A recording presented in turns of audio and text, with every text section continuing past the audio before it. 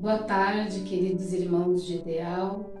É com imensa alegria que nos reunimos na tarde de hoje, início de semana, início de um ano, em que nós aproveitamos a oportunidade para renovar o nosso compromisso junto ao Mestre Jesus. Iniciamos a preleção desta tarde, nos preparando para mais um aprendizado evangélico, e nós fechamos os nossos olhos, serenamos o nosso coração, serenamos a nossa mente e sentimos todo o carinho do nosso anjo protetor, esse amigo querido que nos acompanha na presente encarnação, nos protegendo e nos auxiliando na nossa caminhada evolutiva. Nós nos imaginamos no salão do CAE e naquela tranquilidade, na suavidade daquela casa, nós sentimos o abraço amoroso de Maria de Nazaré. Ela nos cobre com seu manto, nos oferece a sua paz, e mais serenos e tranquilos somos por ela conduzidos respeitosamente a Jesus, o nosso Mestre, a quem agradecemos a sua misericórdia para com as nossas falhas, com as nossas tentativas, os nossos esforços diários para conquistarmos a sua luz. E junto a Jesus chegamos ao nosso Pai Criador, a quem humildemente agradecemos a presente encarnação através da prece. Pai nosso que está no céu, santificado seja o vosso nome, venha a nós o vosso reino, seja feita a vossa vontade na terra e no céu. O pão nosso de cada dia dá-nos hoje. Perdoa as nossas dívidas, assim como perdoamos aos nossos devedores. E não nos deixe cair em tentação, mas livra-nos de todo e qualquer mal, que assim seja. Graças a Deus e graças a Jesus. E nós pedimos licença para iniciarmos a preleção da tarde de hoje, com a leitura número 135 do livro Caminho, Verdade e Vida, que foi psicografado por Francisco Xavier, ditado pelo Espírito Emmanuel. O trecho do Evangelho desta lição, com o título O Ouro Intransferível, foi extraído de Apocalipse, capítulo 3, versículo 18, e diz: Aconselho-te que de mim compres ouro provado no fogo, para que te enriqueças. E Emmanuel nos esclarece da seguinte maneira: sempre vulgares as aquisições de custo fácil. Nada difícil ao homem comum perseguir as possibilidades financeiras, aliciar interesses mesquinhos e inventar 1000 recursos para atingir os fins inferiores. Entretanto, os que adotam semelhante norma desconhecem o caráter sagrado do mais humilde patrimônio que lhes vai às mãos, abusando da posse para sentirem-se depois mais empobrecidos que nunca. A recomendação divina é suficientemente clara.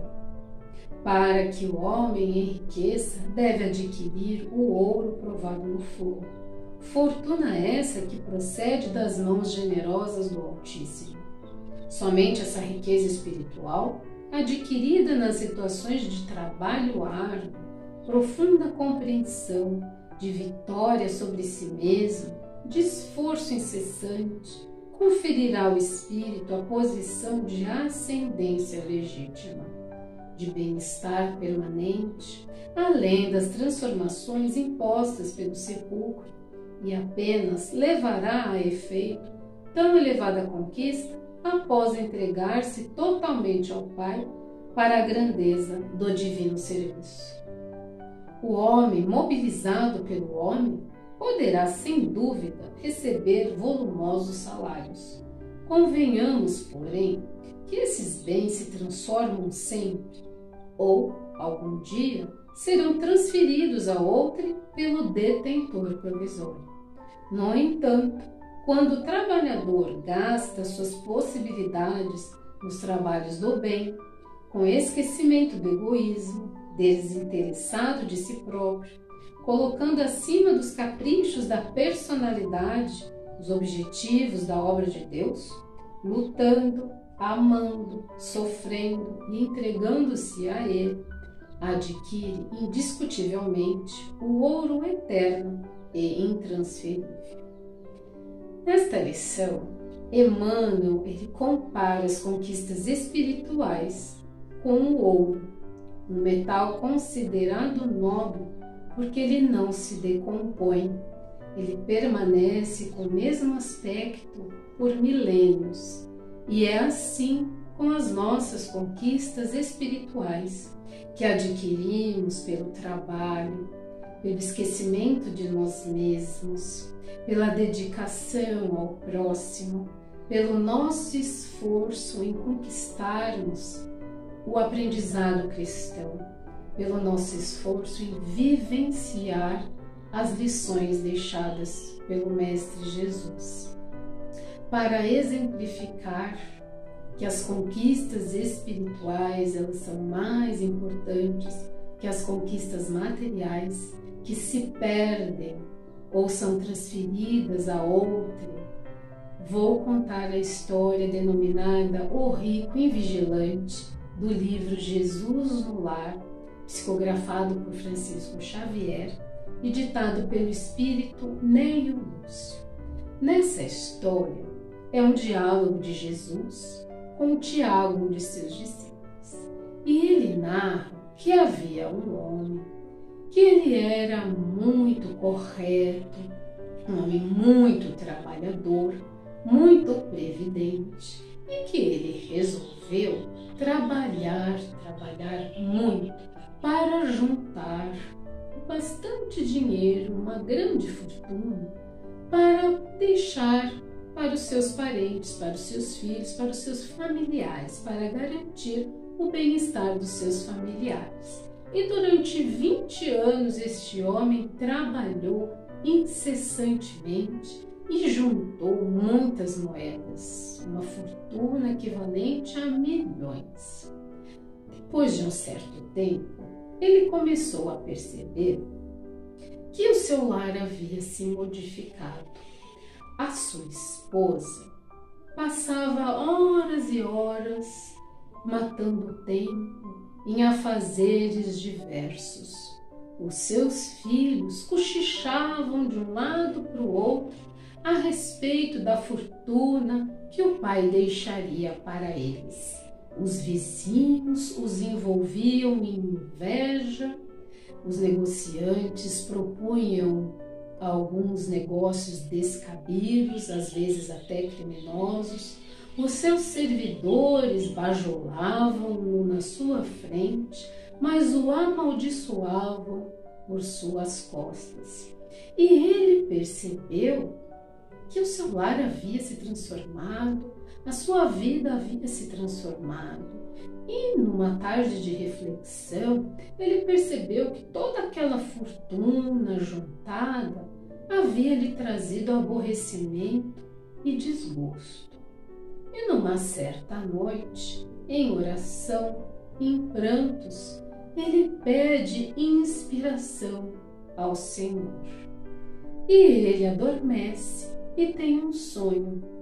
Neste sonho, um anjo lhe aparece e ele lhe fala que toda a fortuna que corre como as águas cristalinas do rio, elas são bênção de água viva. Mas a riqueza retida em repouso inútil é como um poço de água estagnada. E o anjo lhe pergunta: como guardar celeiros tão recheados se apenas alguns grãos de trigo lhe bastam? a refeição? Por que exigiste um rio quando apenas um copo de água lhe sacia a sede? E o anjo sugere: volta, converte todas as suas moedas em cofre milagroso de salvação. Cria escolas, estende o trabalho aos outros, oferece alegria a muitos.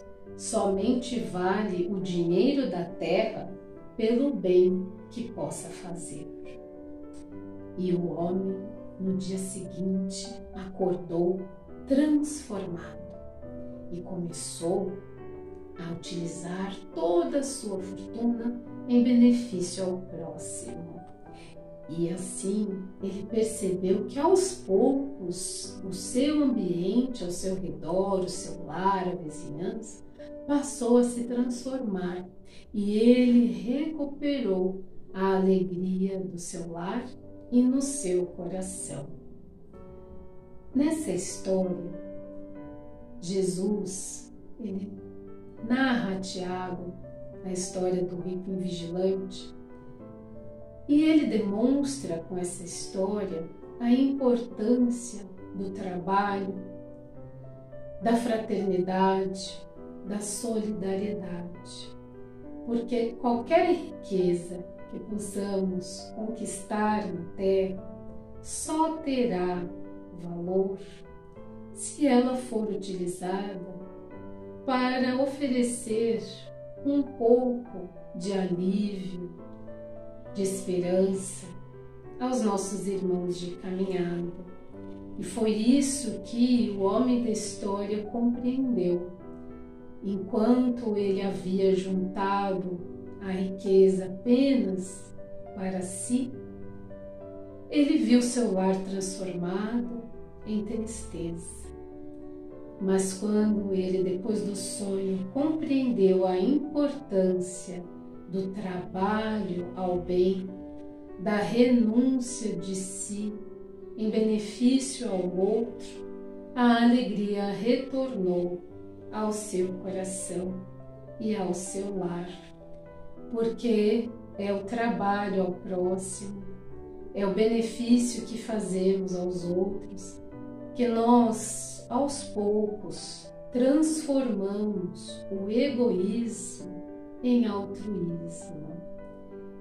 E é dessa maneira que nós vamos conquistar o amor, esse sentimento nobre que nos foi trazido e exemplificado por Jesus. E que nós podemos conquistar esse amor trabalhando pelo próximo, renunciando aos nossos interesses próprios. Podemos trabalhar na conquista deste sentimento nobre quando nós perdoamos o nosso semelhante, quando nós somos misericordiosos com as falhas alheias, quando nós compreendemos o nosso próximo.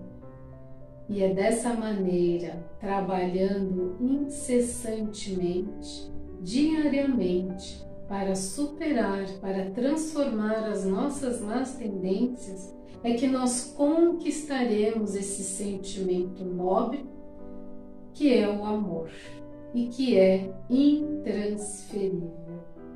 Assim como o ouro, que Emmanuel compara nesta lição, que é um metal nobre, assim como a nobreza do amor trazido por Jesus.